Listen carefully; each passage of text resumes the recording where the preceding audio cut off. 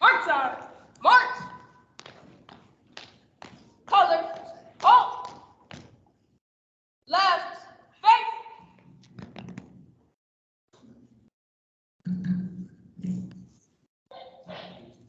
Please join me for the Pledge of Allegiance. I pledge allegiance to the flag of the United States of America and to the republic for which it stands, one nation, under God, indivisible, with liberty and justice for all. Right. Face. Forward. March.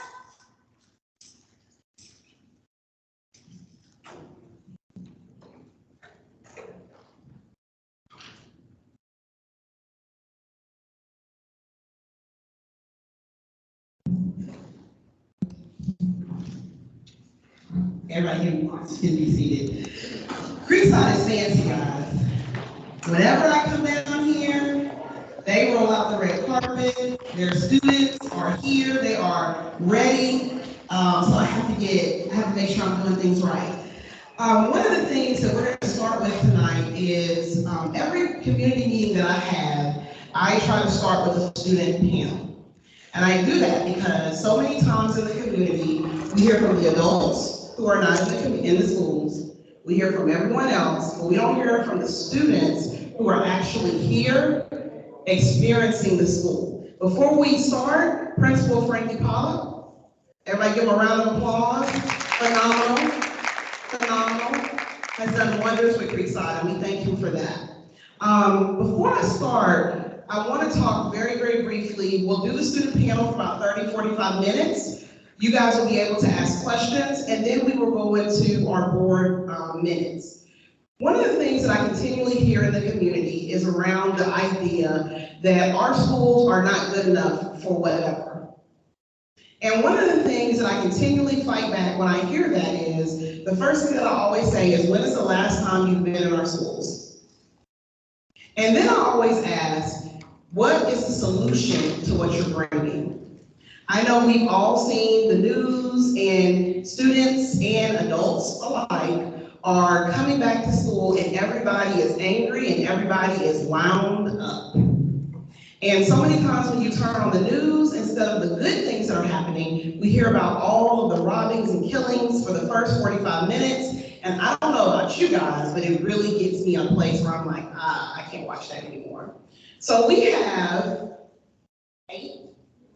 7 students from Creekside High School, and we're going to talk about their experience in Creekside and just some of the things that they've done to make sure that they stay out of trouble, but more importantly, just all the great things that they're doing. So before I start, I'm going to pass the mic and let each of them introduce themselves and their grade level. Hello, my name is Imani Five. I'm currently in 10th grade. Some things I do to stay out of trouble is I run track, I play volleyball, and I'm currently running for Miss Junior.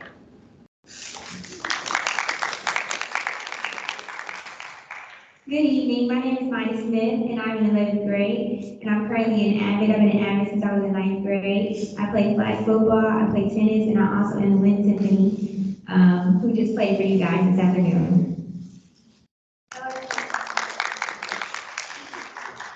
Hello everyone, I'm Olivia Henderson. I'm in 11th grade. I'm in honors in the Beta Club. I also in Avid. I also have honors in English classrooms.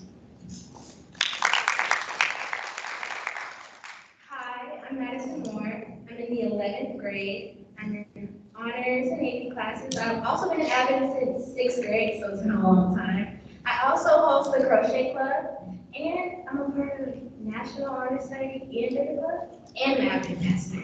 So, and I'm also running for Miss Creekside.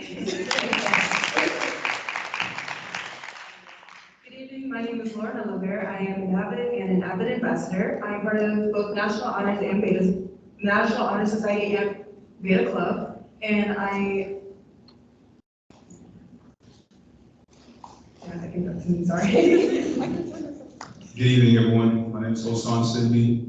I'm not in all these programs, but I have a Gerald CC, which mainly, takes up all of my time, and all of my high school experience really envelops around Gerald CC. So.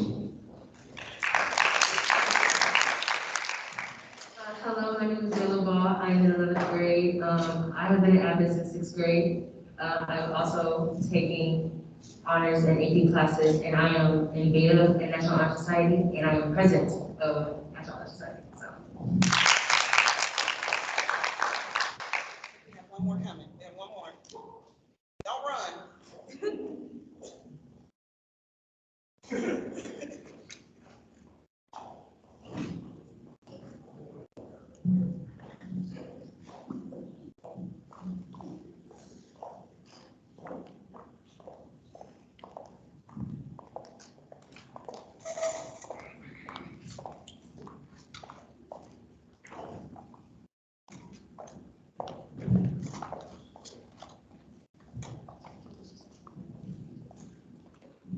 Hey guys, my name is Molena Pike. I'm captain of Creekside High School dance team with the SOS marching band. I'm 11th grade. I'm running for Miss Creekside, so vote for me. What I do to stay out of trouble, mind my business, I go to class, be on time, stay away from negativity because positivity is key. Good evening, everyone.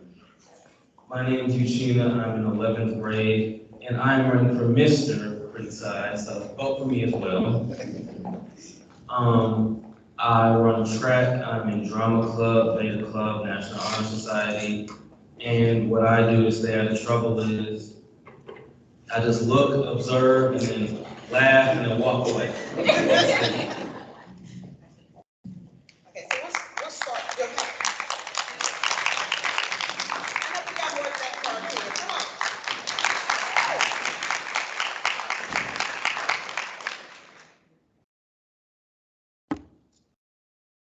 Hello everyone, my name is Enriquez Prater Jr.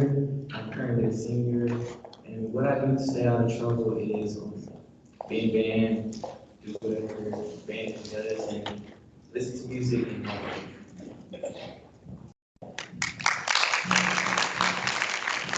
So as we notice, all of these kids who are up here, and as a parent myself, one of the things that I continually tell friends of mine who have children is that get your kids involved. Because it's the number one thing that's gonna help them make some better, good decisions. So I wanna talk to the young people because in the news, whenever we talk about a teenager, it's usually negative, especially as adults, right? So what are some of the things, like, as you think about your time at Creekside, many of you guys are juniors, seniors, what are the things that you really think about that helped you stay on a path that was positive? Okay, so.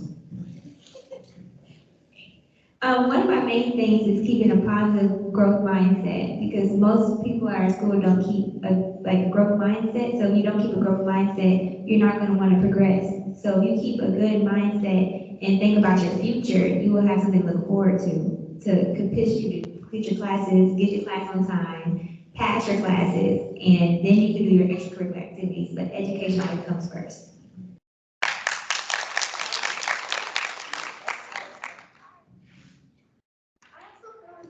It's the people you hang around. I know it might sound cliche, but watch your group. If you don't, the people you hang around will reflect upon you. Even if you're not like that, the people around you will make you look like that. And so if you can hang around people with the growth mindset, like she said, you can have a growth mindset yourself.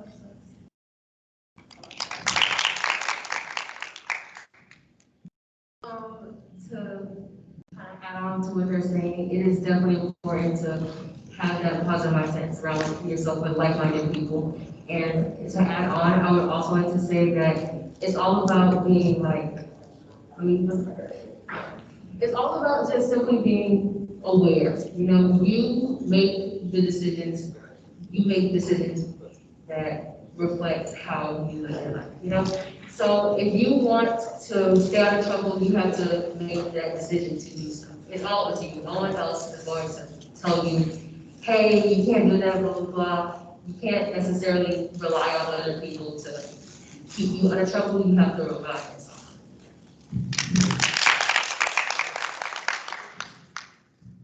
For me, the one thing I will always say is grades. You want to worry about your grades first. Many of us is in extracurricular activities, but you want to put your grades first. Your education comes first, period. you want to put that first. I say that over and over because it's true. You want to make it repetitive. That's what I have. I got here. What's your name and your grade, and what's your involvement? My name is Jaden Mumford. I'm a junior this year. I'll be a senior next year. I'm involved in a couple of things. I'm in ROTC. I'm in the marching band. I'm in the concert band. I'm also on the Royal Court. I've been on the Royal Court for the past 2 years. And this year I am running for Mr. Creekside as my final year here. And some things that I do to stay out of trouble is kind of get involved in a lot of stuff. Cause like, you can't be involved in everything and get in trouble. Cause then you're not gonna be able to participate. So I think that kind of ties into what we're talking about, like what you do in school, like you have to find something to do. So that way you're not stuck around with nothing to do. Cause if you have nothing to do and you're bored, that's when you gotta find something. And usually time what you find is not what you want to do. So you stay busy, you don't have no free time to find something that's bad. And like she was saying with your grades, athletes, you're not an athlete in school, you're a student athlete. Student comes before athlete for me. Student before your athletics. You can't be an athlete if you're not a student first. That's why.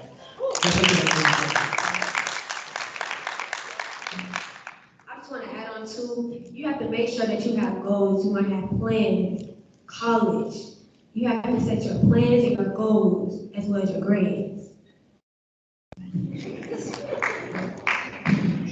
To kind of piggyback off of what he said, it is really important to keep yourself busy. I'm a Gerald TC. Colonel Fields always has me doing things around the classroom and things in general. So keep yourself busy will really keep you out of trouble, keep you out of unnecessary things. It'll help you manage your time. You know, time management is really important. So if you manage your time correctly, prioritize the right things, you'll be able to get much more done rather than, you know, not having a goal, like she said, and then, you know, just going about your high school experience, just wandering, basically.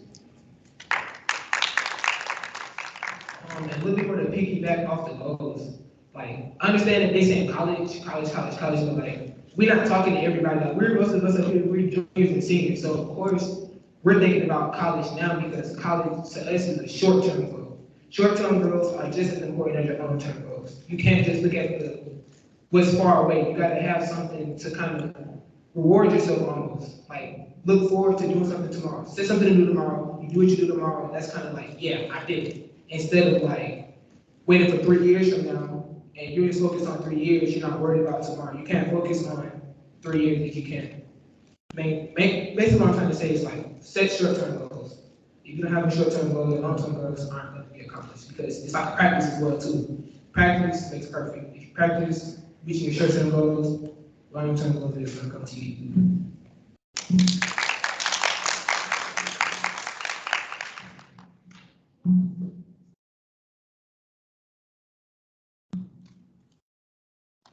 Another thing I would like to add on is the fact that you do not have to be around your friends 24/7. Like, you can be your own person, be independent, because at the end of the day, it's your future, not theirs. And they're really not gonna support you. Because if you think about it, after high school, how many of you guys are really friends with your friends from high school? Like, after you drop them. So I say focus on yourself and grades, and then sports.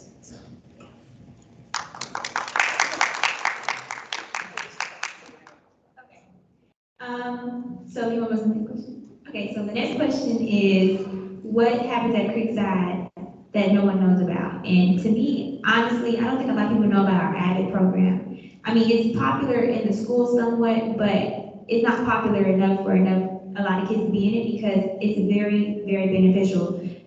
Everyone in AVID, you can ask any student, any grade level in AVID will tell you how well they're doing and how they have the support system, because AVID is preparing you for college, prepares you for the future, but you're gaining friends and a family as you go on. Like, you know, Lauren and Matt, right? They were in AVID since middle school, and I got in AVID in 9th grade, and I met them, and I basically grew up with them through high school. But like in the midst of that, we're learning like motor skills for like when you get older. And I feel like if more people learn about AVID, it can go to other South Wilton schools other than just Creekside. Because I don't know a lot of AVID schools in South Wilton. So I feel like AVID needs to be spread out more in South Wilton. Because it's not very known.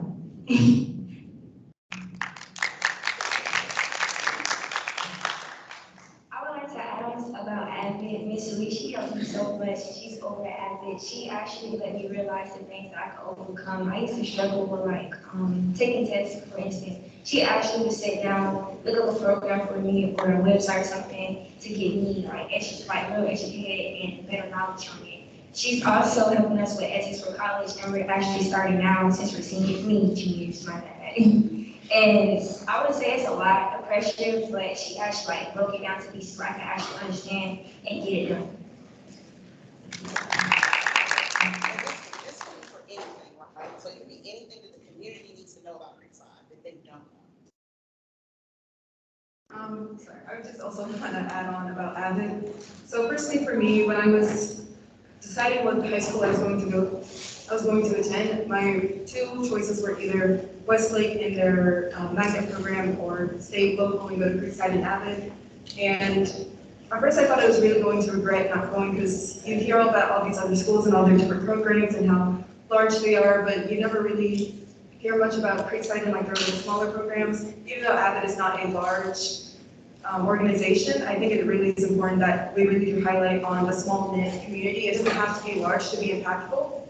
And I feel like Avid personally for me, it is a college readiness program, but also is, like Maya said, a really strong support system because we're all surrounded by very like-minded people. And so I feel like when you are surrounded by, even if it is a small group of us, that if you're surrounded by the right people, then you will have the motivation to achieve your goals.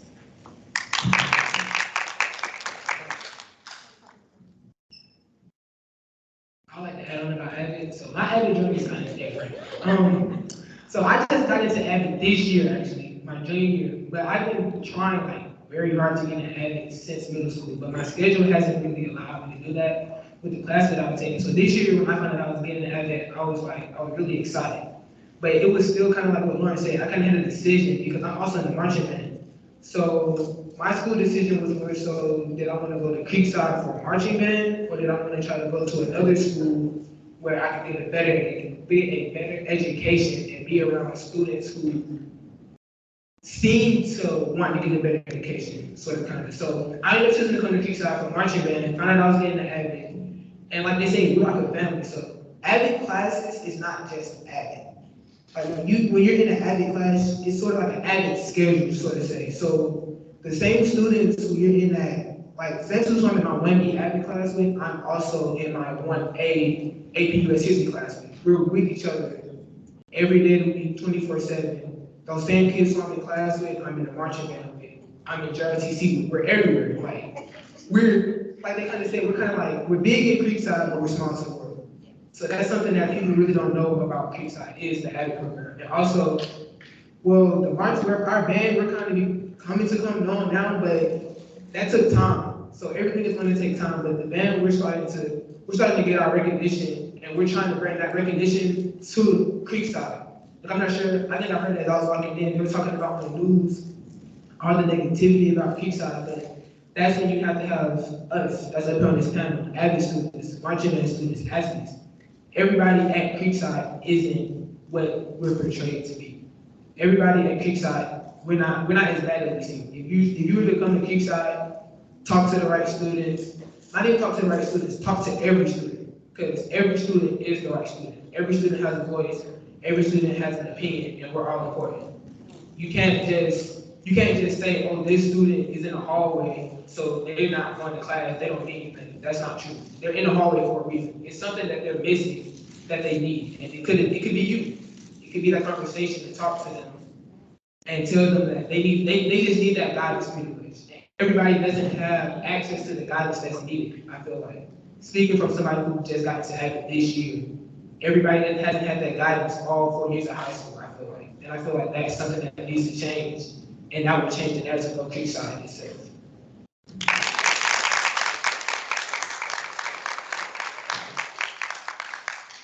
So I'm also going to talk about Avid.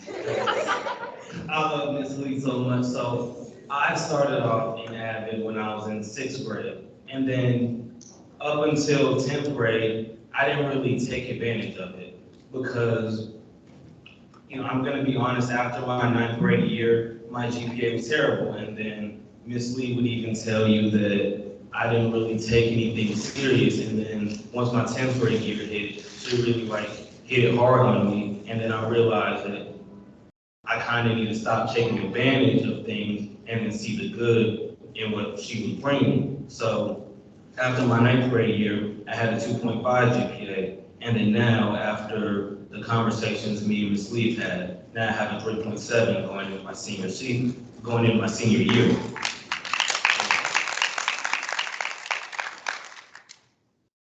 And that's mainly because of the work that Ms. Lee has done, because you talk about the magnet programs like Tri-Cities or Westlake. I feel like we should be on the same level or be talked about on the same level as both of those schools because of the opportunities and the challenges that the AVID program brings.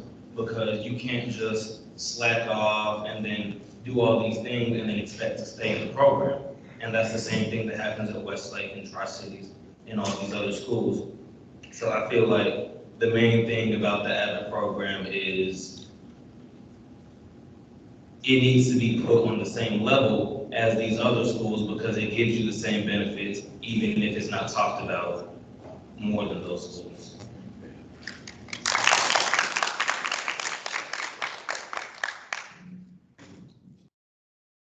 The question, you said how, What does the community need to know about Creekside? Like, you guys are here every day. Right. So negativity is always going to be portrayed more. So what's happening in Creekside that you're like, wow, more people need to know about this? now, in terms of like the community, I know JRTC students, we interact with the community in several ways. We organize many community events, we interact, and we basically, participate in a lot of community events. For example, I've been at the VFW the past summer, just helping out with plenty of events, plenty of food drives. I had the Juneteenth, I was at the Juneteenth celebration last summer, and it was a great opportunity to just come out there and participate and get a feel of what was going on. It was a great opportunity to make different connections and just talk to different people, different veterans, get as much knowledge as you can from them. I know JRTC staff students, we organize so much community events, and that's a key thing that people in the community outside of Creekside doesn't know about. We go to the mayor's office, we conduct there's a campaign called Keep Fairburn Beautiful, where we help Fairburn as a community be cleaner and get rid of pollution and get rid of the stigma where Fairburn is a dirty place where it's really not, so it's something that the community outside of Creekside doesn't know about, that should really be taken advantage of, and more people should know about.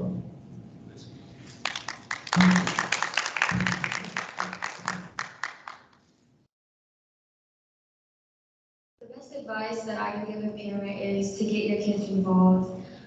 There's plenty of different organizations that you could get your kid involved to. Like, there's different interests, different stuff that people do to catch your kid's interest and do some good for the community. Like, if you like animals, you could go and help out at a rescue center or something like that. Like, there's a bunch of different stuff that you can do to help yourself stay out of trouble, help your kids stay out of trouble, and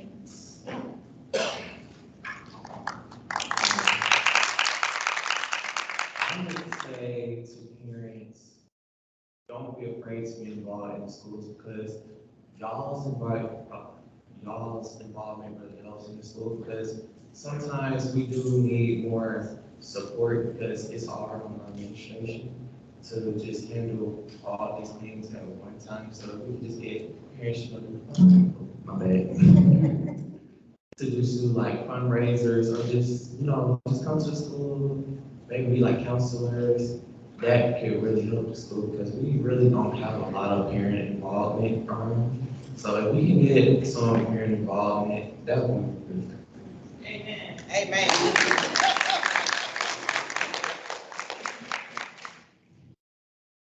My best advice to parents is don't be afraid to sit and talk down with your kids, because sometimes you might think you know what your kid likes or wants to do, but at the same time, we're growing teens. We like start liking different things. We want to do different activities, and sometimes well, everything starts at home. You know, how you come to school and how you respect people is come from how you were raised. So if you don't sit down and talk with your kids, you might not, they could they could be acting one way at home and then come to school and act a completely different person, and it happens a lot. So you can actually sit down and talk with kids and the teachers too, and actually listen to the teachers, because I know some parents, they don't listen to the teachers.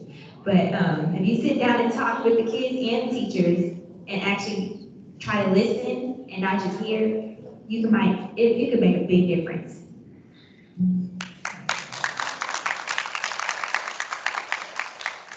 Okay, I have a mother that's very supportive. Every day for my track meet, she brings snacks for everybody, make sure they're doing it right, make sure we have ice, everything. And for the school, my grades, she has 4 kids in total. She already had 2 that graduated from Creekside, A+ GPAs, scholarships, all of that. My brother's working with now, so she always been supportive in our lives, making sure we're right on the right path and everything. And I'm more sure it meant a lot. Like I'm noticing, seeing the conversation she has with me. She's always been on me about my grades. She see 1 B that I get, 1 C, she's like quick to make a comment with my teacher. But she knows me, so she'll be like, are you slacking or you need to talk to me, something like that. Like she'll always have these conversations with me. She'll like pop back to school, see if I need food, like she'll cook my lunch, just do anything like. But I know when college hit, I'm make sure I take advantage of that because she won't be around. I have to be an adult on my own and I'm becoming, adult. So it's like, I tell her thank you every day. I'm very grateful for her. So I'm just saying, like, collaborate in your child's mind, be there for them, have conversations, and just, be the best you can. One advice that I can give parents is to be more of an ear instead of like, how can I say this? Like be an ear instead of like giving like your input or anything. Sometimes you just want people to listen. You just want people to listen to us and not like jump to conclusions or say things, because then that makes us shut down and not want to speak. And then you guys, oh, why are you not talking? Why are you not doing things? Because you don't listen. You just listen. And like a lot of kids, they don't have a drive or a purpose because nobody listens to them. They feel like they have nobody or nothing. And I feel like if you just sit down and listen to them and just be that person they can talk to whenever they need anybody. Like I have teachers like that. Like Miss Beauty, for instance. She's the AP psychology teacher and also a women's studies teacher. Whenever I have a feeling or I feel weird or I want to talk about something, I know she'll be an ear. I know she won't judge me. I know she'll just listen and talk to me. And if I want advice, she'll give me advice. But sometimes I don't want advice. I just want an ear to listen.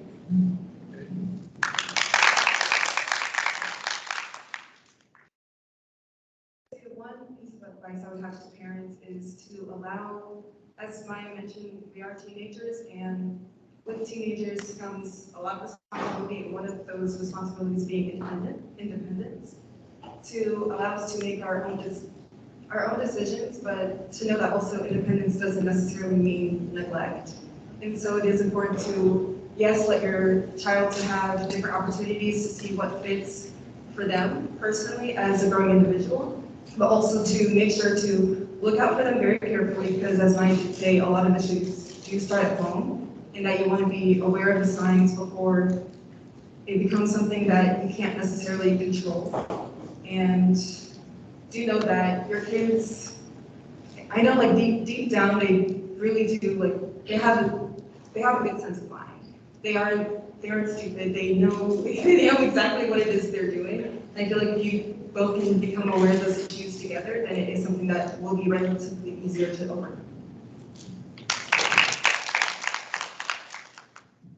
I would say know what's going on, know the environment you put your child in, because that'll help you take your child away from certain things you don't want them interacting with, and certain things you do want them to interact with. Like she said earlier, the more you hang around positive people, the more positive you become.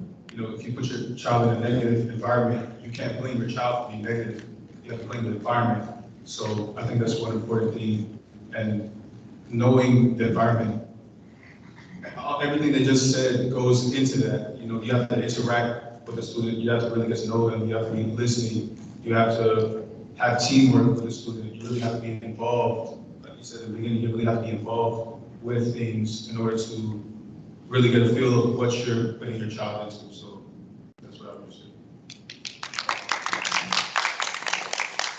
This is gonna be pretty short, but I think it's simple just understanding. I feel like be open to understanding what your child's going through. If you see if you see, oh, your child skipped a class or your child has a certain grade that you might not like, allow them for them to explain why they're doing exactly what they're doing, and allow for them to try and be open to you about what they're going through and how they're trying to process life. And just, I don't know, just be aware that they are making these decisions and they need someone to, like what I just said, to listen to them and to be able to like understand what they're going through. Because sometimes we feel as though as parents, we love how they want to give us as much as we need, but sometimes we also like feel as though it comes with a price, if that makes any sense. Like the love and the reassurance that they give us, it seems as though we have to be perfect for them in a certain way. And we're human beings, as it's worse because we're teenagers, we're growing human beings. So we just sometimes need to like allow for our parents to understand that we're not perfect. And sometimes as we're trying to be, it might not come out the way that you guys want. But yeah, we just want you guys to understand this. So the one thing everybody mentioned up here was grades. Y'all know how I am about grades. Let me say this, 11th grade is challenging. It is so hard. And we just want our parents to be a lending hand to us. And sometimes we don't even go to our parents, we go to our teachers. And I think that's where the line falls, because it should be our parents, the ones that be there. Because we can talk to our teachers like it's nothing. We talk to them like we talk to our friends or something. And I feel like we should have that connection and relationship with our parents. We want them to encourage us, be motivational, to help us with our grades, because that's the one thing we worry about, right? We worry about our grades. When we're failing, or if we have a bad grade, we fail a test. That is like humiliating for us, because we just don't want to fail. We all want to graduate. We want to get out of here.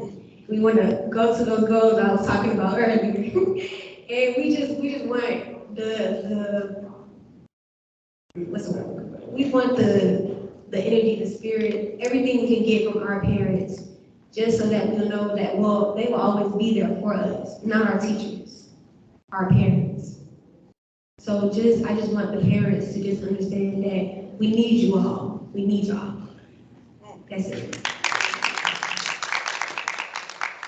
So basically, piggybacking on what everyone else said, we need our parents to be an ear for us. Like, not after every conversation, we might not need advice, we might just need someone to talk to for what we're going through. Like she said, failing a test or having a C or an F in a class.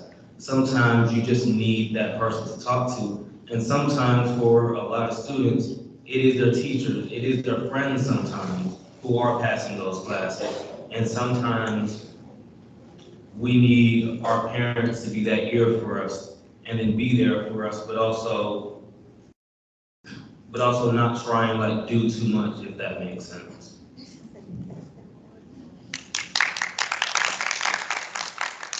So something that I just heard across the board was like, we go to our teachers more than go to our parents.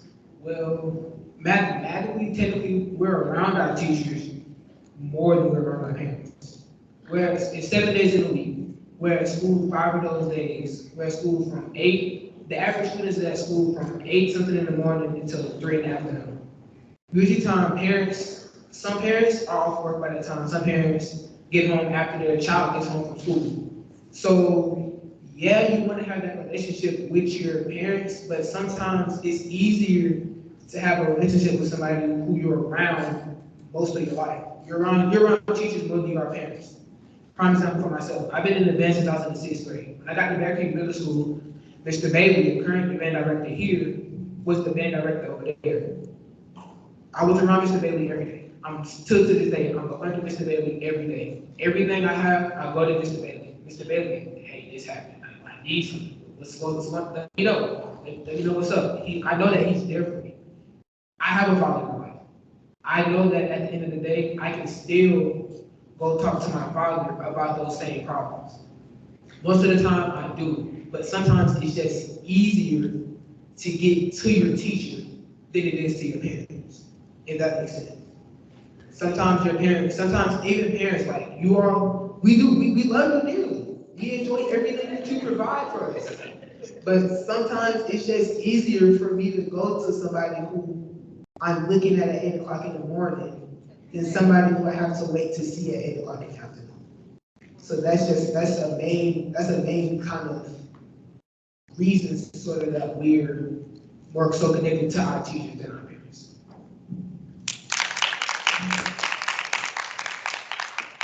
Go on with like what he's saying. I also feel like there's a lack of judgment when it comes to teachers.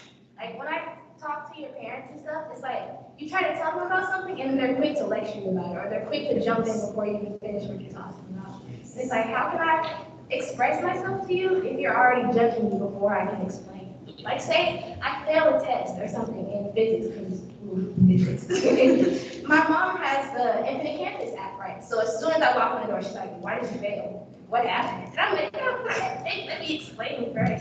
But it's like, if I go to a teacher about it, she's like, oh, okay. Oh, how can I help you? How can I make this better? Oh, why did this happen? Not why did you fail? Do better.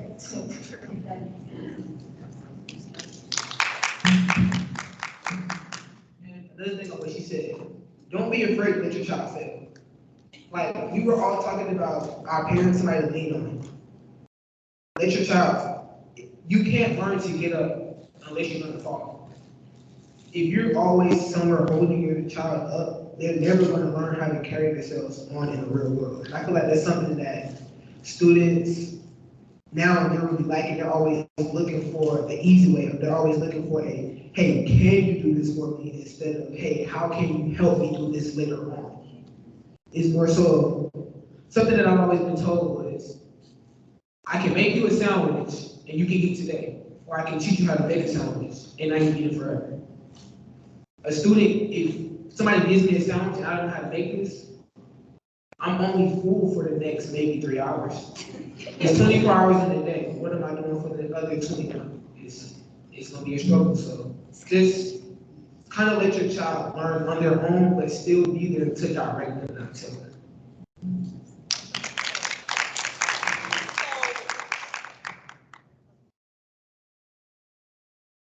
Can we get one more round of applause for this? For the last 6 or 7 months, I've tried to have a panel every time with kids, because a lot of times as adults, we talk, but we don't listen. And our kids are telling us something very clear right here. Before we finish, 1 or 2 questions from the audience. Does anybody have a question for any of the kids?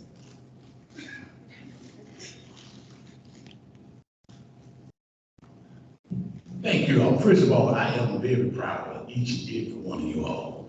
I've been to many school district meetings, and by far, this is the best one I ever attended in my life.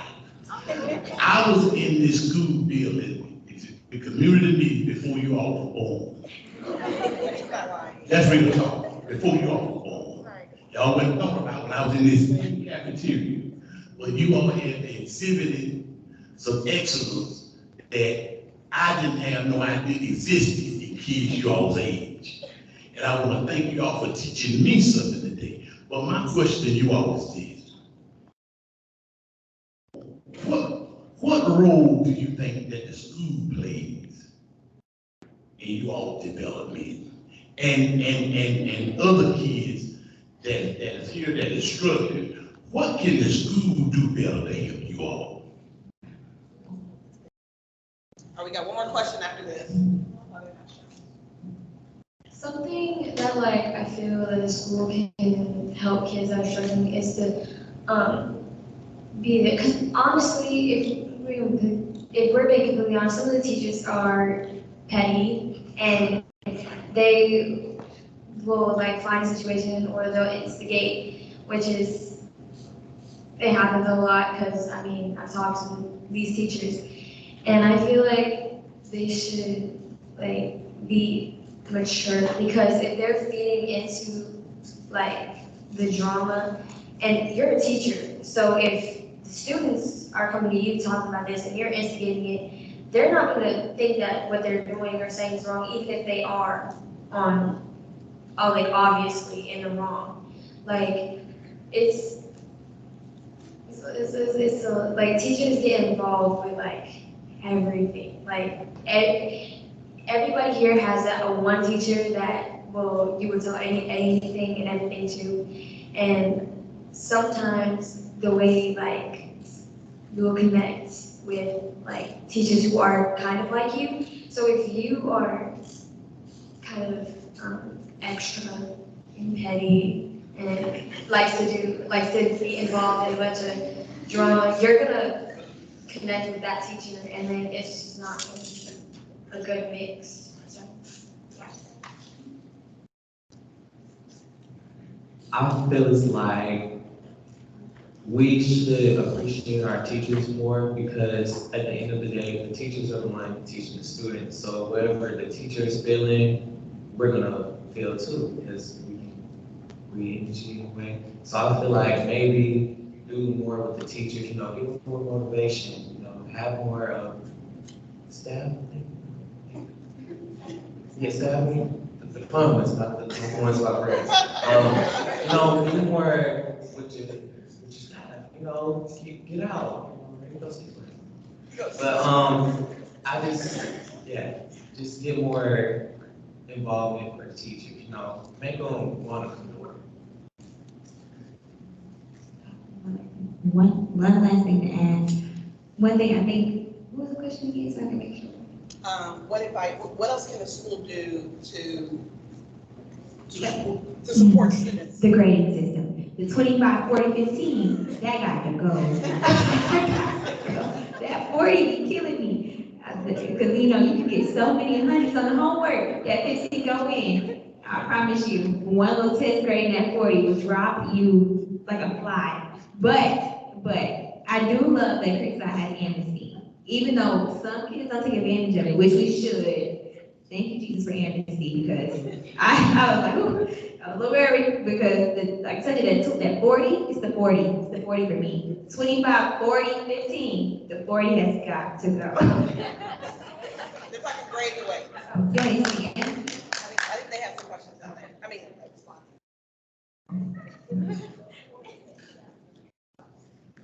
something else that can help students is the curriculum itself. So I feel like every student should have access to life skills, if that makes sense.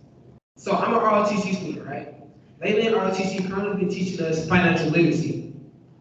I've been in my current class learning about stocks and all this other stuff, and I go talk to my friends and I'm trying to have a conversation with them, but it's sort of like I'm teaching them what I've just been told. It's not a conversation.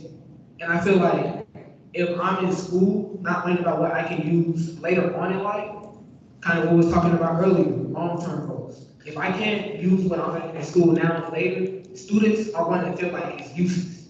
And that's where skipping comes in. That's where not coming to school comes in. That's where the dropout rate starts to increase because students are starting to realize what they teaching me in school, I don't even like.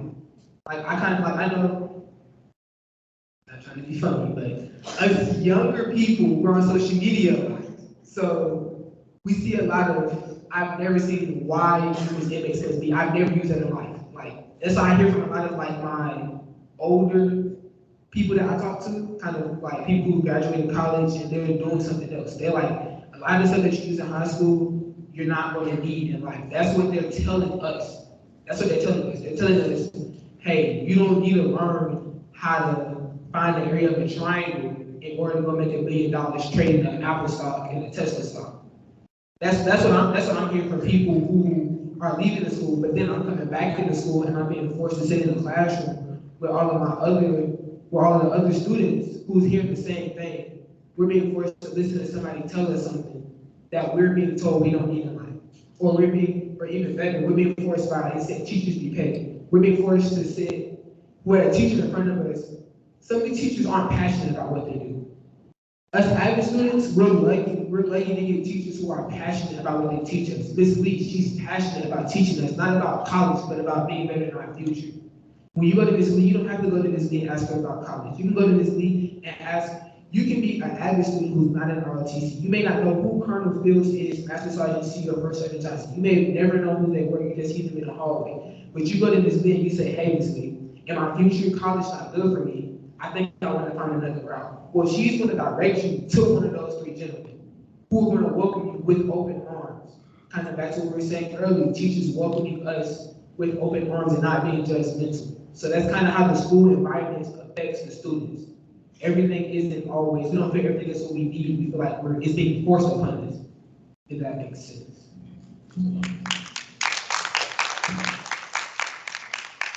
So the one thing for me, I would say is studying habits.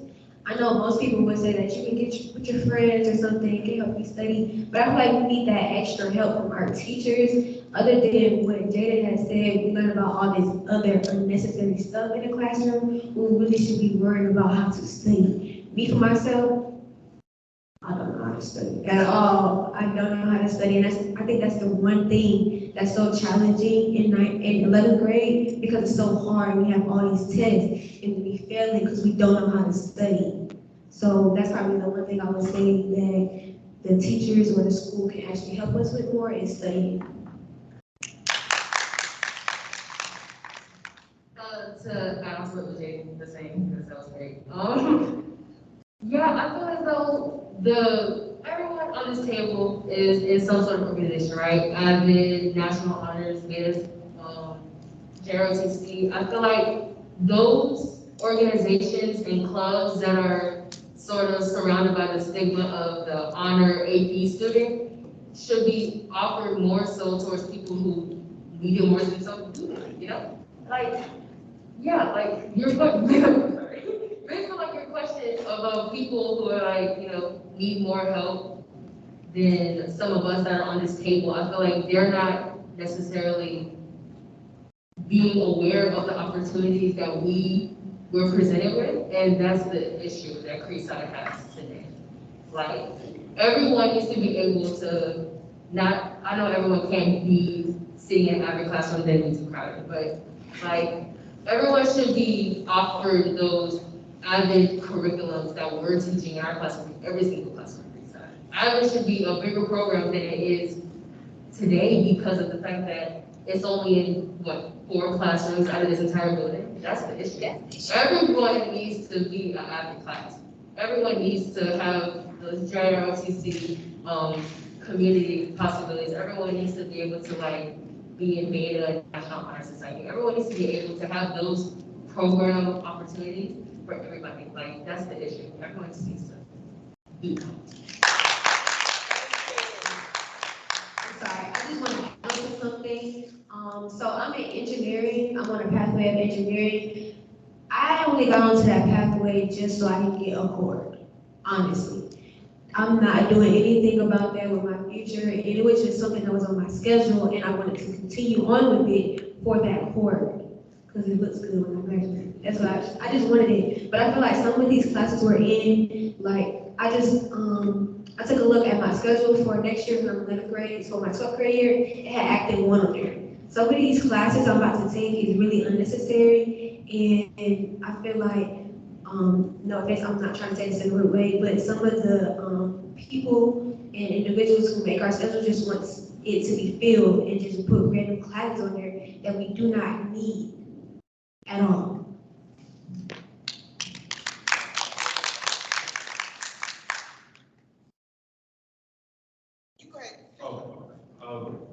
I feel like what he said was very important. Teaching life skills is really, really, really, really important to child's development because, when they're in high school, they're all about retaining information. They're all about soaking in. They're like sponges. They're soaking in as much information as they can. So why not teach them life skills that can help them, outside of the real world? Why not teach them investing, stocks? Why not teach them everything that you learned you know, because teaching is like, it's an all-encompassing skill. You can teach math, but, you know, you can connect to that student a little bit more if you teach them the things that you've learned throughout your years. It's not like, you know, you've been reading the book and all you know is math, math, math. You have, you know, so much more you can offer to a student, so why not, you know, pass that knowledge on?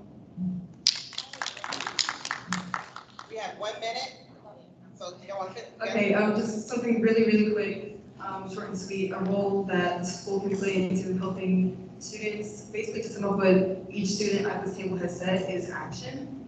Because you hear so many different proposals and so many different plans to help the students, and it's like, okay, great, you have a plan, but well, what is that plan without the action? It sounds more like a broken promise than anything else. And also, I feel like it's important to recognize those who do well and do abide by the rules that the school has set in place. Because you look at Creekside and you think that it's a very negative space, and you see a student like, oh, they go to Creekside and that must mean that they're a bad kid, but that is not the case whatsoever. We all have our different attributes, we all have our different assets that we can,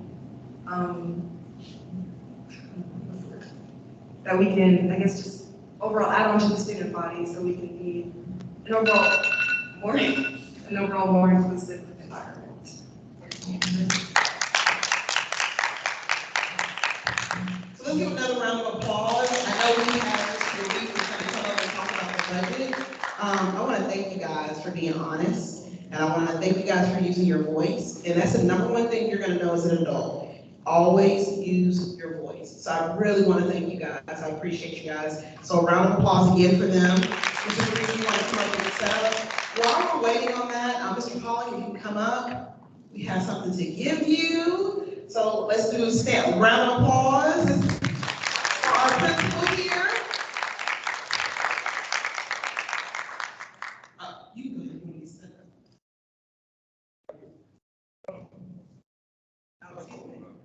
Hi, good evening, everyone. You've heard a lot of conversations from these students about what takes place here at Creekside High School. And the things that take place here at Creekside High School has to have an initiative. And a lot of the initiatives that they're talking about started with Mr. Power. All right, he has done a phenomenal job of bringing innovativeness and new ideas, new energy to the school over the last 2 years. I've been here for about 4 principals, and I can honestly say he's done a phenomenal job of bringing the new things that they're talking about and what they want to do. We've had a lot of sessions over the summer about things that we can put in the students' hands and let the students take advantage of. But I'm not going to talk only about students. I'm going to talk about what he's done for JRTC. I could not have a better partner in making sure my program is facilitated and my students get what they need, and given a long leash to run loose and do things that some other teachers might not be able to do here today. That comes with trust. But just on behalf of us and the JRTC department, we want to say thank you for your support, and we know you're getting ready to do some other things, and all the best to you in your future there. Thank you, Mr. Power. Come on, we get loud applause for that. Come on.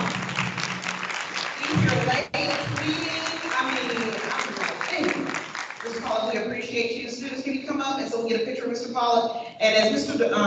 DeReef is going to go over the budget, and so he's going to get set up for that. So we go over here and get some pictures. Oh, right here?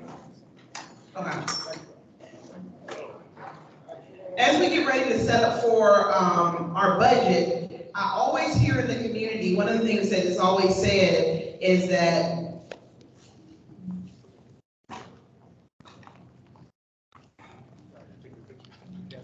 somebody have the camera? I'm sorry. I got it. Oh, you got one. No, see, use this phone. Or you can send it to me. Okay, I can send it to you.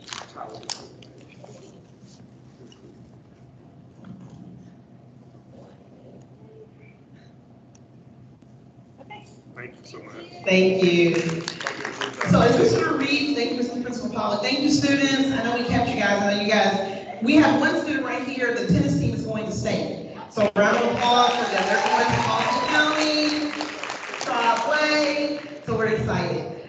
When we're getting ready to start about the budget, and one of the things that I always hear in the community is, well, you guys schools operates a $1 billion+ budget for schools. And one of the things that I always talk to people in the community, can anybody guess how much of that goes to salaries and benefits? Someone said 75%? What else? What'd you say? 60? Closer to 85%. So when I go in the community and people really have the notion that schools have all this money that they're just not spending, it's just not true. But our budget season is upon us, and so Mr. Reed is the expert, so I'm gonna give him 10 minutes to give us the down and dirty. He loves numbers, so I don't know if he'll be able to stick to the 10 minutes, but you got it? 10 minutes. So I want to quickly go through the budget for FY 2023. It is a process, starts in October, and is officially over in June when the board adopts the budget. Typically, I present as well as Mr. Ron Way will go over compensation, but he's not here today, so I will cover his part. So let me quickly go through this. Once again, I'm Mark DeReed, the Chief Financial Officer of Fulton County School. I've been with the district for over 12 years now. Next slide. At the beginning of the budget development process, the school board, they set the tone. They established the budget parameters as well as the budget calendar. The budget parameters really gives the district guidelines on how to establish the recommendation. And so, as you can see here, there's several items. A key aspect of this, I'm not going to run through everything, but one of the key points is the fact that we allocate at least 75% of our general fund budget gets allocated directly to our schools. And actually, that's one of the first things we do. In December, January, the school board approves the school allotment allocations. And that tells us, it really gives us a direction on what to allocate directly to the schools. Next slide. So we realize that when you're trying to get a budget of $1 billion approved, that obviously, and to make sure that the public is aware of what we're recommending, we have to develop a document that's clear and provides enough information so the board and the public feel comfortable about that vote. And this is that document. 500+ pages is what we provide, and is now posted on our website for anyone to view, that gives in-depth information about Fulton County Schools as an organization, as well as the financials. One key point, that introductory section, for those who don't have time to read 500+ pages, that section consolidates all the information. It's about 65 pages. So you can read that to get a full sense of where we are with this budget recommendation. And of course, this is for 12 years straight, this format of this budget document has been reviewed by both Associated School Business Officials as well as the Government Finance Office Association. And we've received awards for the past 12 years for the quality of this report. Next slide. So when the board approves the budget, they're not just approving the general fund. And the general fund is the operations budget. It is, as the name implies, it's general. It gives us the most flexible spending options. But each of those funds have its own rules and requirements for us how you can spend the money. But we're going to focus on the general fund, and you're going to hear, actually, after me, you're going to hear some information about the capital fund. Special revenue fund is just that, it's grants. It's Title I, Title 6B, all those special grants. And of course, you may have heard about the ARC funds or the CARES money. That falls in that special revenue fund bucket. School nutrition fund, that, as it implies, is relating to the cafeteria. The pension fund, we have a local pension plan. This is a plan that's separate from the teacher retirement system plan. It's one that we manage locally.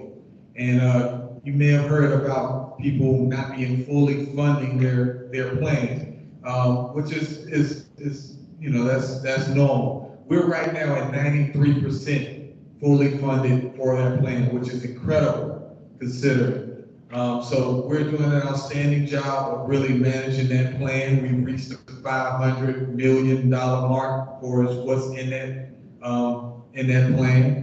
And then the student activity fund is everything from the cafeteria, locker fees. This is the local accounts that schools have. So they have their own bank account that house the funds as it relates to the student activity funds. Overall, the board is approving a $1.6 billion budget. But when we talk about the general fund, one way we look at it,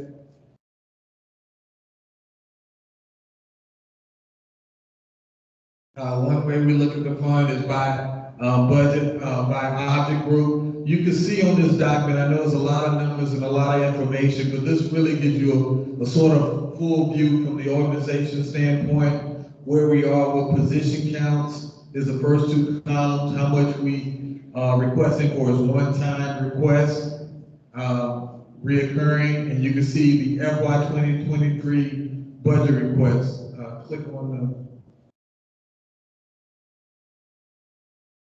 843 million is allocated directly to traditional schools, plus an additional 49, almost 50 million for our startup charter schools. So that means roughly 78% of our budget is allocated directly to schools, meaning principals develop the budgets related to that funding.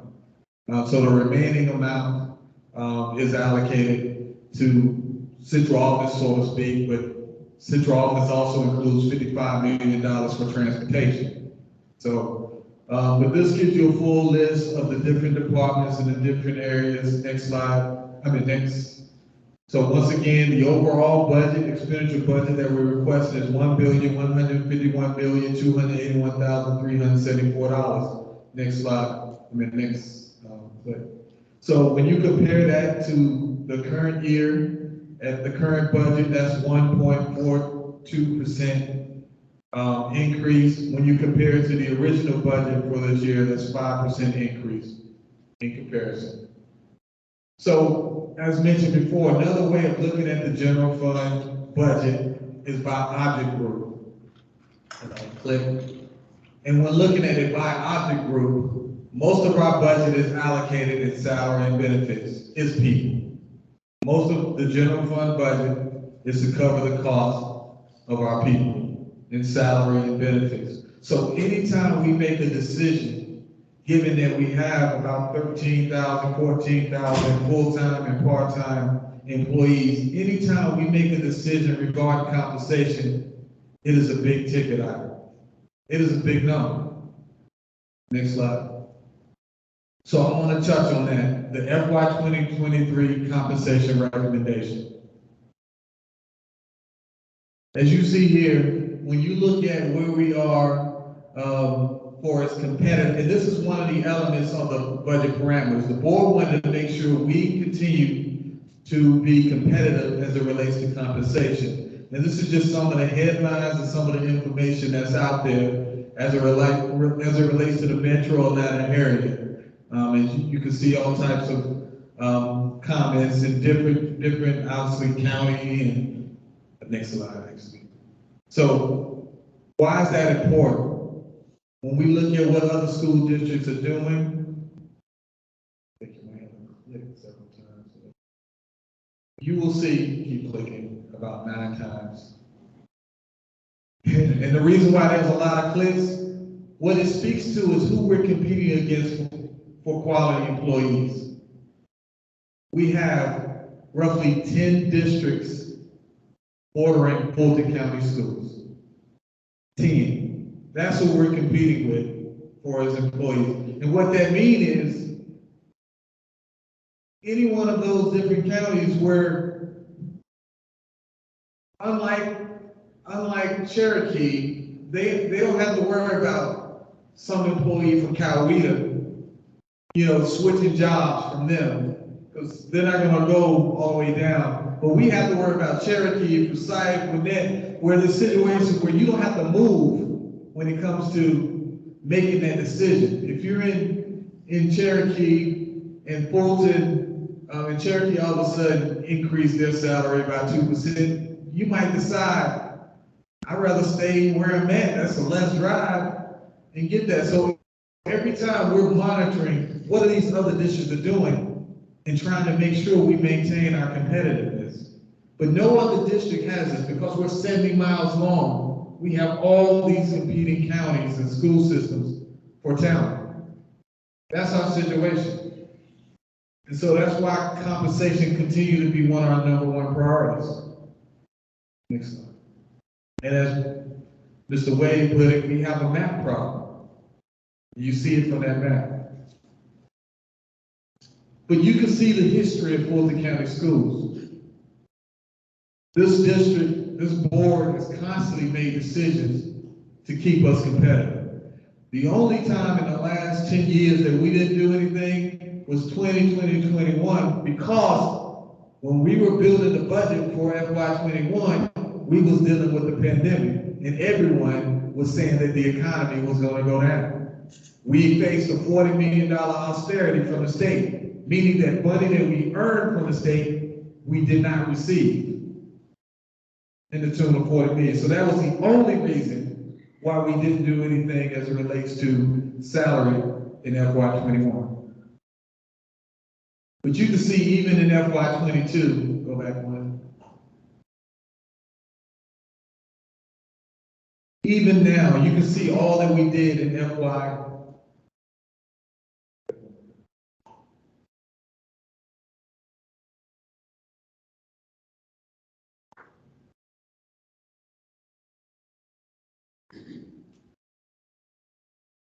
Oh, there we go. You can see the activity, the things that we did in FY22, including our employees, Fulton County Schools is giving a one-time of $2,000 to every employee. So that's going to happen on April 29th paycheck, on the end of this month's pay, April 30th. So what can you expect for FY 2022? We're going to honor what the state is doing with increasing the state salary scale for $2,000. Increase in the state salary scale. On top of that, 3% salary increase. I repeat, on top of that, a 3% salary increase and a mid-year step increase.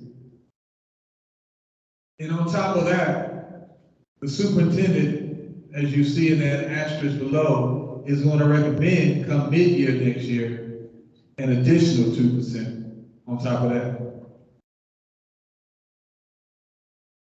We obviously want to make sure that we retain, so we're looking to do a retention incentive. Elementary building custodian. We recognize as we scan where we are with different levels of employees, we recognize that middle and high school has a head custodians are at a different level than the elementary custodian. And we didn't understand why that is, so we made sure that the head custodians at elementary are also at the same level as the head custodians at middle and high. Supplements. We're increasing our supplements by 20 to 25%. School police officers, we want to make sure that the coverage for our schools during the summer, so we're increasing the days for school police officers by 15 days, going from 190 to 205. And once again, we're constantly looking at what areas we're having challenges of hiring and retaining certain staff. So there's several positions in the operational area where we're incentivizing just to compete. Once again, we're competing with other districts. But one of the things that everyone that we did this year, last year, was making sure that every employee in Fulton County Schools, there's no employee in Fulton County Schools make less than $16 an hour, period. So coming into Fulton County Schools, we already set that standard. And as mentioned before, like I said, the superintendent want to recommend come 2023, another, on top of everything you just heard, that 2% on top of the 3% is coming mid-year. And this is where we are. And trust me when I say, when Mr. Wade showed us 2-3 years ago, that box for most competitive steps was a lot smaller. We're constantly trying, and this is our goal, this is really what we're monitoring. Where are we when we're looking at teacher pay compared to Atlanta, Cherokee, Clayton, Cobb, DeKalb, Forsyth, Gwinnett? How can we get more and more competitive? How can we make sure that the most competitive step box is bigger than that least competitive step box? So we constantly looking at this because we want to make sure that we have clearly indicated how we value our teachers and other employees as much as possible in the realm of salary, as long as we can afford it. Another thing that we mentioned is positions. There's several, the net total is a -1 when it comes to FTE for central office based positions. So we discussed it with the board, some of those position changes. That is available, just like all the information, on our website in greater detail. I'm not going to touch on it right now, but next slide. The general fund budget looks like this. So revenue, $1,117,943,943,986. When you look at it from the expenditure budget side, $1,151,281,374. To balance this budget, we're utilizing $33 million of fund balance, and it's part of our strategy. We want to strategically reduce our fund balance by, at the same time, investing in areas that will help move this district forward. Next slide. One of the parameters is to ensure that we can sustain what we recommend, meaning we don't want to give you a raise today and have to take it back next year because all of a sudden we can't afford it. So we look at where we are as an organization on the long term. Can we sustain the recommendation? And this chart clearly shows that. So what we're accomplishing, really the headline, is two things. One, we're making a big investment in employees, but we also understand that the taxpayers contribute heavily to this district. 67% of our general fund is funded through local revenue. So we do what we can when doing our analysis to see can we reduce that millage rate. In this recommendation, we're reducing the millage rate at the same time. We're going from 17.59 to 17.49. But one of the things that we look at,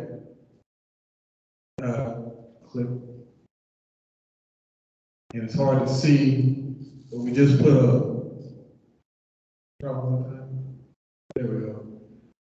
One area of our concern and challenge in the long term is where are we with our state revenue? So we have a challenge here. So as you look at our state revenue in 2023, $368.9 million. You look at our revenue in 2027, 273. And that's for two reasons. One, enrollment plays a role because enrollment sort of drives our FTE earnings. But more importantly, there's this thing called local fair share where we have to contribute a local portion, but we feel like it's not proportionate. It's not right. There's no limitation to this local fair share. It continues to rise. And what it does is it's a reduction from our QBE earnings. And it's purely based on the value of the tax digest. So as property value increase, that deduction from the state will continue to go up. And what we're arguing and what we're having discussions about is how can we put a cap on that? Why isn't there a limit on how much can get deducted from our state revenue? Because right now, if you click on the next, click one more time. So right now, as I mentioned before, 33% of funding comes from the state. In 2027, only 25% will be coming from the state.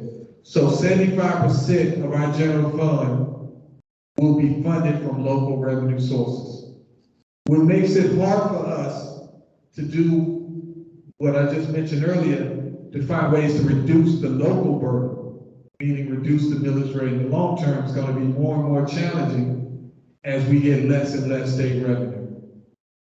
So we're continuously monitoring that and trying to find ways to address that in the long term. Thanks. So the next steps with the budget, we presented it, the superintendent's recommendation. Now, what we say is, at this point, it's a handout to the board and the public.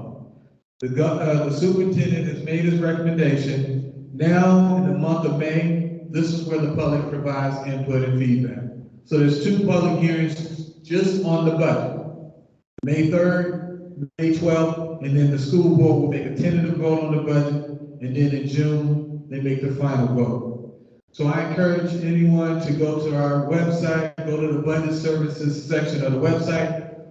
We put all our presentations throughout this budget development process. Every presentation we presented to the board is right there. Every document we provided is right there. The 500+ page budget book is right there. So all the information for the public and anyone to get impact, to have clear understanding of where we are with the budget development is right there. We encourage you to provide whatever input, feedback to help us as we finalize the budget and get the final vote for the board in June. And then, of course, it becomes in effect July 1. Thank you. And one of the things that makes that so important is that when we give that money, on average, how much is it for local fair share? How much on average is local fair share? Local fair share right now, well, it's gonna be 208 million. 208 million from our funds. And these funds go to other counties that do not have a bigger tax digest than us. So when people say, talk about the money and where it goes, this is very important as you engage your state legislators, because that money directly affects what we can do for children. So that is something that I think is very important. If you have questions for Mr. Garrick, he's here. I want to get to Ms. Huff because it's very important about our facilities and our capital plan. So Ms. Huff, and then we're going to talk about the computers, that I don't know if it's just me that my child lost, but the computers amnesty. So Ms. Huff. And tell me your new title. Deputy Chief Operations Officer. Thank you, Madam. Good evening, everyone. We always defer to Morgan because he's the man with the money stuff. We give him the time that he needs, but I'll very briefly touch on the facility master plan.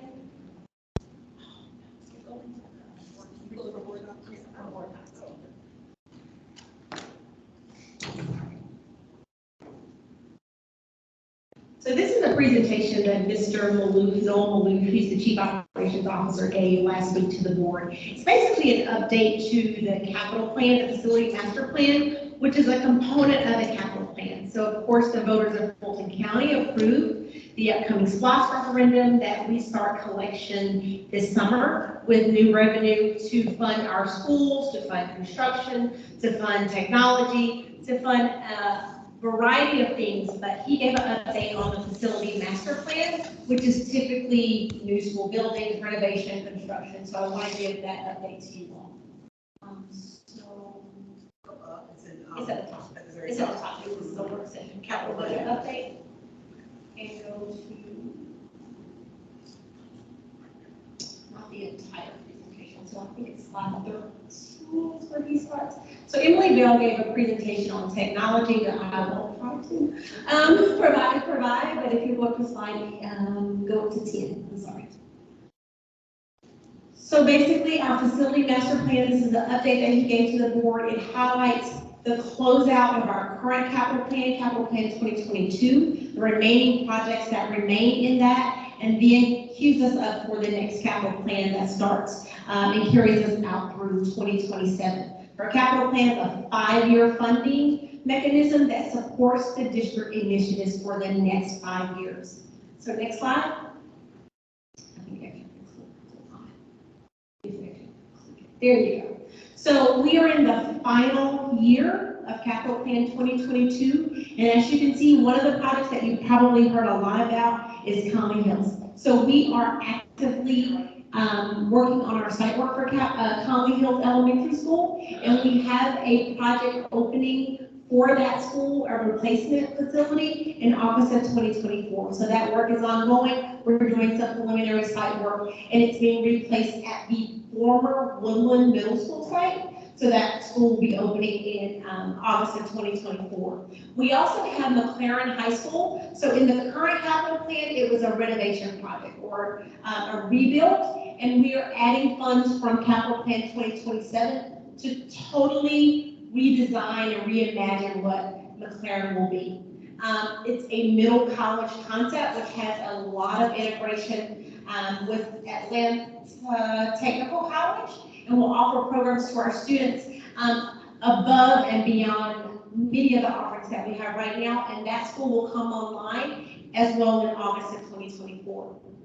You can also see numerous renovation projects that are ongoing for the summer. Those will end at the end of this school year. And then we also have some renovations, some roofing projects, and then some minor renovations. We also have the lap line, our security cameras that are ongoing work that's been going throughout the duration of the capital plan, and that work is still continuing and will continue until the next summer of 2023. So that will close us out of Capital Plan 2022, and then we queue up for Capital Plan 2027. So how did we, so next slide. Okay, so back during COVID, we did what was called a facility condition assessment. So we have an outside vendor that comes in and surveys all of our critical systems, so our HVAC, our roofing, our plumbing, to see what systems within our buildings need replacement. They're ending their life cycle, so those types of things need to be replaced. They go in and assess all of our critical systems within each of our buildings, and then we rank all of our schools from our highest critical system needs to our lowest, and we give each school a score. Based on our scores, and you've seen these scores for numerous years, we identify what in each school we need to either replace, we need to renovate, or what additional work we need to do. That becomes the key driver in the facility master plan as the component of the capital plan. So we look at our critical systems are things that keep our students warm, safe, and dry.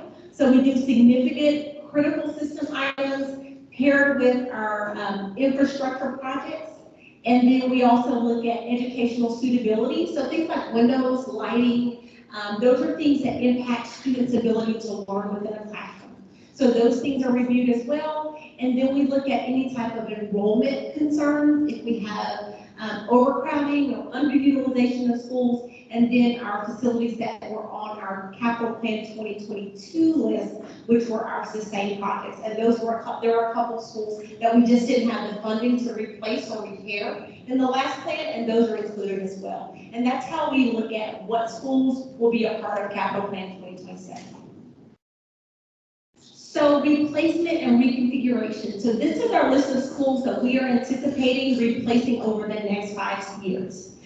We have S.L. Lewis Elementary School, we have Camp Creek Middle School, we have North Springs High School. McLaren is an extension of the current work, and it will go into 2027 as well. Holcomb Bridge and Haynes Bridge, so they are on the same line because we're not looking to replace both of them, but to do something in combination for both of those schools in Roswell.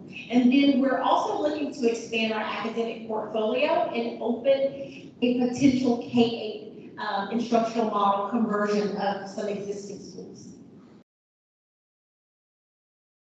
So again, our renovation work is defined by deep dive renovation. So we'd be doing one of these major systems as well as some of the non-critical. So flooring, ceiling, cabinets, those are non-critical, but the items on the right are our critical system items.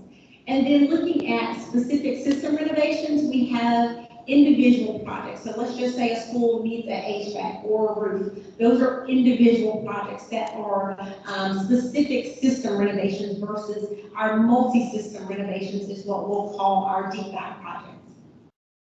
We also have some district-wide initiatives. So these are things that we try to look holistically throughout the district and identify what are some of the other things in communities. Let's say you have a school that is newer, but there may be some things in your community that we try to touch every community. So every board member, every zone, we try to look at the data and provide some opportunities for improvements within each school. So we've identified our elementary school media centers, and we've looked at our oldest elementary schools to try to reimagine or reinvent their media centers. We did this at our middle schools as well as our high schools in previous capital plans, and the community was very excited and receptive to that. We are also looking at our turf and track programs to install artificial turf at all of our high school practice fields. And then we'll also look at the replacement based on the life cycle of the existing turf and track at our high schools on their main fields. We also are looking at our AV systems in our theaters and auditoriums. So we have funds and resources allocated for that work. And then to support our CTAE and exceptional children, we have modifications to adjust and improve those offerings for those students as well. We also have some district-wide facility efforts. So any type of emergent needs, so in our current capital plan, so COVID was an emerging need. Things that we can't foresee that may come up, we have resources allocated for that. We have some Georgia DOT coordination around our Georgia 400 expansion for some of the schools in Sandy Springs, and then facility alterations, things that we may need to adjust for schools, subdividing classrooms, things like that that are housed within each school that they may need for facility alterations. We have some of our IT closets as we expand our computer networks and as we support students in their learning devices, we have some needs to upgrade our IT closet and their cooling district-wide, and then as well as to our generator backups. And we also have a lot of utility conservation district-wide, so LED lighting is really big. We've got some right next door, one of our first pilot schools that will come online with the LED lighting is Bear Creek Middle School. So we'll have LED lighting going throughout the district as well as some other utility conservation efforts. For our high school stadiums, we're looking at any repairs that jeopardize or have a safety concern. So we'll be looking at our high school stadiums and any renovations that are needed based on any improvements that we need for safety concerns. And then we have some facility utilization, looking at using space needs and configuration of some of our underutilized spaces for potential administrative functions that we need throughout the district. So again, looking at our schedules, you can see we have McLaren and the renovation at the middle college coming online in August of 2024. North Springs is going to be a multi-tiered phase. It's really hard to rebuild a high school on an existing site. So that school, while it starts in November of 2021 in the plan and design work, the projected opening for that school is August of 2026. S.L. Lewis Elementary School within this area is August 2025. And then Camp Creek Middle School has an opening date projected of August 26th the following year. And then we have some other TBD, so to be determined. We're still looking at options and having conversations with the board of how we address Holcomb Bridge and Haynes Bridge Middle School, whether we're going to reconfigure, replace, do something different in that community, as well as looking at a potential elementary school site to convert to a KA. That is yet to be determined. So as Marvin talked about budget, we also have a capital fund budget. So we have a pay-as-you-go system. So we can't do all the projects all at the same time. So we have to look at what are our cash flows. So as those SPLOST receipts come in, how many dollars can we allocate to construction to do this work? And then we also have to look at using the data of the FCA. What are those critical systems going to fail? So we want to stay in front of that. And then the state, which we just talked about state funding, they will support these critical systems. They will offer funding to help supplement some of those costs. So we start out with our ways of when we can do work, and we also look at scale economies of packaging projects. So let's say if we were at Randolph Elementary and we were looking at doing, that's a roof project. So we may look at what schools within the vicinity of Randolph also need a roof. So we would package those projects together because it's beneficial to offer those out for bid. So that's some of the waves for the start of 2023. And then we have the next year, which would be our FY24 school start. So you can see this capital plan is very heavy in major renovations. So the peak of our enrollment, we were growing around 2020, the early 2000s. So we opened a lot of schools between 2000 and 2005. A lot of those, their critical systems are starting to fail. So those are our major deep dive renovation schools. And you can see that. So Heritage, Abbott, OC, those schools all opened around the same time and they are requiring that work. So going down to our third wave, you can see based on the factors that I mentioned, these are the schools that are in wave 3 for 2025 start. And then we've got a couple more. Wave 4, these are our projects that we've identified for wave 4 for FY26 start that conclude in 27, most of them, and be complete. And then our wave 5 projects. So the thing that you can recognize as you look at the list, the closer we got to the end, there are fewer projects. So we try to do most of the work during the initial 4 years, and then year 5 is more of a closeout. So there are still some projects that are yet to be determined. As I mentioned, the Hayes-Holcomb reconfiguration, the K8. We're also still looking at the stadium renovations. We haven't identified which stadiums throughout the district will receive that funding, but we do anticipate doing a study to identify those stadiums, as well as our site work, CTAE and special education renovations as needed, any type of emerging requirements, Georgia DOT professional development. So the kids talk a lot about teachers being able to learn and supporting our teachers. So we're looking for opportunities to do that district-wide in our professional development expansion. And then using facility utilization to reconfigure some of our administrative spaces. Being able to, we're a very long district, as Marvin mentioned, we need to be able to have the resources that our staff need as they continue to grow and develop. And then we also have funds allocated for demolition. So we have some buildings that we anticipate possibly coming out of inventory. So as we do that, we allocated funds for the demolition of those properties, as well as any type of property disposition that we may need to dispose of. So that was a lot really fast, but I thank you, and if you have any questions, I'll be more than happy to answer them afterwards. Thank you. And I want to point out a couple of things very quickly, is that on the Creekside side, we are having conversations. It is very dark down here tonight. It is very, very dark.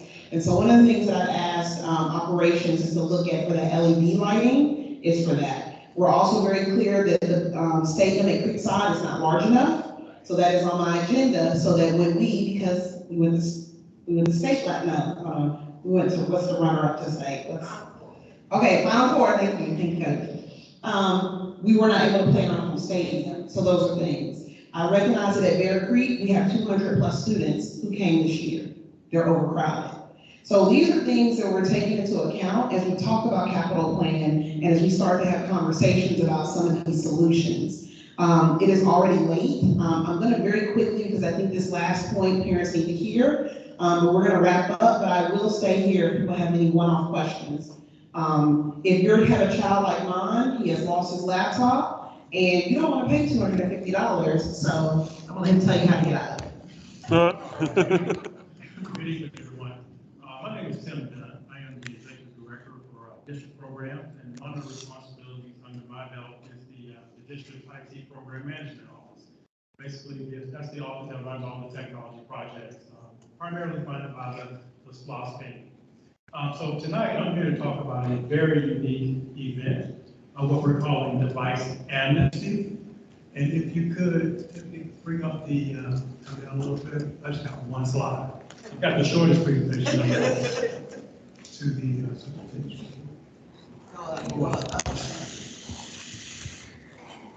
superintendent.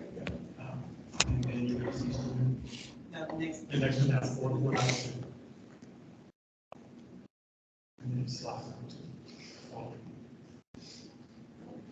This is our student device amnesty event. So what does this mean? We are after the return of what we're calling broken and bricked devices. The broken devices are pretty straightforward. It's got a cracked screen, it's got missing keys, or there's some damage to it that has happened. And there's a fine associated with that. And so over time, we've got a lot of devices that have stopped showing up at school out of fear of getting a fine. That's one. Number 2 is what we call our brick devices. So what's a brick device? The student has done some sort of a no-no. They either reconfigured that device. Some of our students are very clever. They figured out how to update the software to make it their own device, and therefore it's no longer a district device. It doesn't have our protections and content filtering and all that good stuff to keep them safe. They figured out a workaround for that. And then the other possibility for a brick device is it's going unreturned to the district. It has not showed up at school for quite a while. We have marked it lost, and we have used our network tools to shut it down, quote unquote, bricked. This event is a one-time opportunity for them to return those devices. We started on Friday, April 22nd, and we're running through this Friday, April 15th, and we're running through this Friday, April 22nd. If those devices show up, all fines associated with damaged or broken devices disappear. If it's in the system for the student to pay, it will be wiped out. If it's returned during this week, just for this week, it will not be added to their account.